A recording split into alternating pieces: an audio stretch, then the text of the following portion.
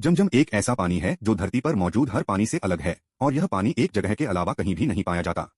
दोस्तों, इस्लाम में जमजम नाम के इस पानी की अहमियत उतनी ही है जितनी कि एक अमृत की होती है।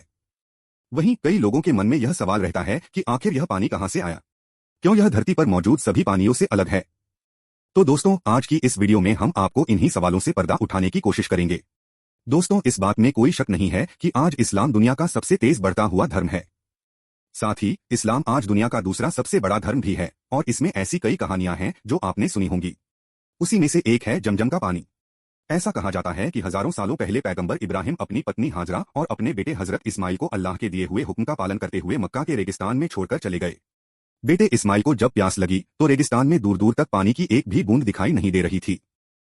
मासूम इस्माइल प्यास से इतना ज्यादा तड़पने लगे, तभी एक चमत्कार होता है कि रेत में से पानी निकलने लगता है और यही वो जगह है जहां बाद में कुएं को बना दिया गया, जिसे आज पूरी दुनिया जमजम के पानी के नाम से जानती है। इसी पानी को मक्का मदीना में हज की यात्रा करने गए लोग न सिर्फ पीते हैं बल्कि सबसे पवित्र भी मानते हैं और इसे अपने घर पर भरकर लाते हैं, क्योंकि उनकी नजर में यह दुनिया का सबसे पवित्र पानी है जो कि सभी दुख तकलीफ को दूर कर देता है। अब आप भी सोच रहे होंगे कि आखिर रेगिस्तान के बीचों बीच यह कैसा जमजम का पानी आता है। दोस्तों, इसके ऊपर कई तरह की रिसर्च की गई और यह नतीजा निकला कि जमजम का पानी मक्का के पहाड़ों पर बनी दरारों से आता है। इस्लामिक मान्यता की माने तो पहाड़ों पर बनी ये दरारें तब बनी थीं जब हजरत इस्माइल ने अपना पैर जमीन पर रगड़ा था। अब आप सोच लीजिए कि इस्माइल के पैर रगड़ने से मक्का में अब इस कदर महीन दरारें पड़ गईं कि आज के समय में वैज्ञानिक भी इन दरारों को देख काफी हैरान हो चुके हैं। अब यहाँ सवाल यह है कि आखिर क्यों मुसलमान इस पानी को दुनिया का सबसे पवित्र पानी मानते हैं। इस बात की खोज करने के लिए कई सारे वैज्ञानिकों ने जमजम के पानी पर अपनी रिसर्च की, लेकिन जापान के एक वैज्ञानिक मसारू इमोटो ने एक ऐसी खोज निकाली जिसने हर किसी को हैरत में डाल दिया। मसारू इमोटो एक ऐसे वैज्ञानिक हैं जो दुनिया भर में अलग अलग जगह पर पानी पर रिसर्च करते हैं और ऐसे में जमजम के पानी के ऊपर रिसर्च करने के लिए इनसे बेहतर इंसान कोई और नहीं हो सकता था।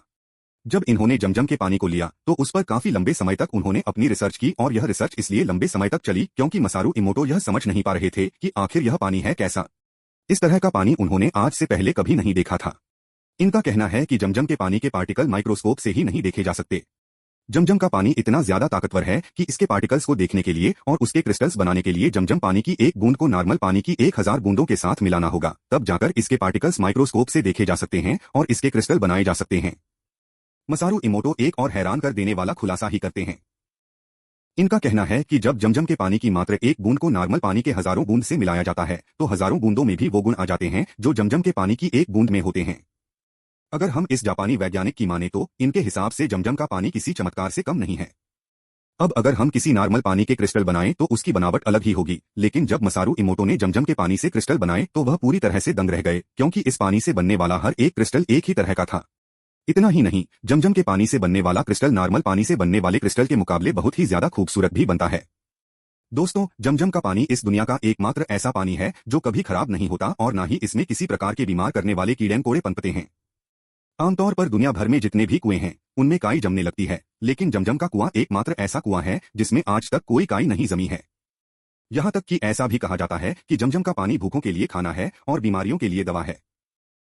दोस्तों, जहां एक तरफ मुस्लिम इस पानी को इतना ज्यादा पवित्र मानते हैं, पर कुछ लोग ऐसे भी हैं जो इस पानी को पीने लायक भी नहीं मानते। 1971 में मिस्र के एक डॉक्टर ने यूरोपियन प्रेस को लिखा कि मक्का का जमजम का पानी लोगों के पीने के काबिल नहीं है। दरअसल इसके इस बयान की बुनियाद थी कि काबा सी लेवल से नीचे है और मक्का शहरों के बीचों बीच है। इस वजह से मक्का शहर का गंदा पानी नालों से इस कुएं में आकर जमा होता रहता है। यह खबर सऊदी अरब के किंग फैसल तक पहुंची और उन्होंने मिस्र के इस डॉक्टर के इस बयान को गलत साबित करने का फैसला किया। उन्होंने फौरन सऊदी की एक रिसर्च टीम को इस मामले में जांच करने और जमजम पानी का एक सैंपल चेक करने के लिए यूरोपियन लेबोरेटरी में भेजे जाने का हुक्म दिया। जब वो वहां पहुंचे तो उन्होंने देखा कि ये पानी का एक छोटा सा कुआं था, छोटे पोखर के समान।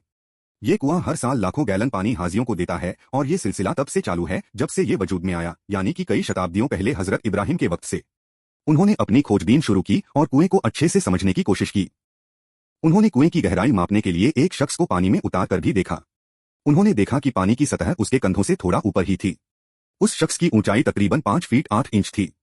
उस शख्स ने सीधा खड़े रहते हुए उस कुएं के एक कोने से दूसरे कोने तक का खोजबीन की। पानी आखिर किस तरफ से आ रहा है, यानी कि धारा कहां से है, यानी कि पानी निकल कहां से रहा है।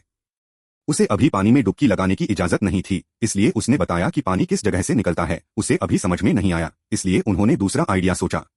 उन्होंने इस कुएं से पानी निकालने के लिए बड़े बड़े पंप लगा लिए ताकि वहां से तेजी से पानी निकल सके और पानी के स्रोत का पता लगाया जा सके। उन्हें हैरत हुई कि ऐसा करने पर भी कुएं के पानी आने का पता नहीं चल सका, लेकिन उनके पास एकमात्र यही तरीका था जिससे जाना जा सकता था। इसलिए उन्होंने पंप से पानी निकालने के तरीके के लिए फिर से दोहराया और पानी में खड़े होकर गौर से उस जगह को पहचानने की कोशिश करने लगे। इसके बाद कुछ वक्त बाद ही उसने हाथ उठाया और खुशी से झूम उठा और बोल पड़ा, मुझे कुएं में पानी आने की जगह का पता चल गया है। उनके पैरों के नीचे की यह जगह जहां से पानी आ रहा है। पंप से पानी निकलने के दौरान ही वह कुएं के चारों तरफ चक्कर लगाने लगे और उसने देखा कि ऐसा ही कुएं की दूसरी तरफ भी हो रहा है, यानी कुएं के हर हिस्से में पानी आ रहा है। और इसी वजह से जमजम के कुएं की पानी की सतह लगातार एक सी रहती है।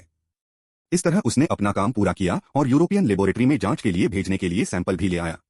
अब इसका रिजल्ट भी देख लीजिए। जमजम के पानी, मक्का और मक्का शहर के सारे पानी में कैल्शियम और मैग्नीशियम साल्ट की मात्रा का फर्क था। जमजम में दोनों तथ्य ज्यादा थे। शायद यही वजह थी कि जमजम का पानी यहां आने वाले कमजोर हाजी को भी ताकत और तरोताजा बनाए रखता है।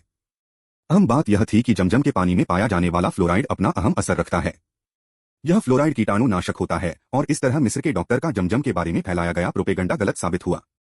दोस्तों, एक और हैरान कर देने वाली बात आपको बता दें कि जमजम का यह कुआं भी कभी नहीं सूखा। जब जब जितनी भी पानी की जरूरत हुई है, यहां पानी मौजूद रहता है। यह तो आपको भी पता होगा।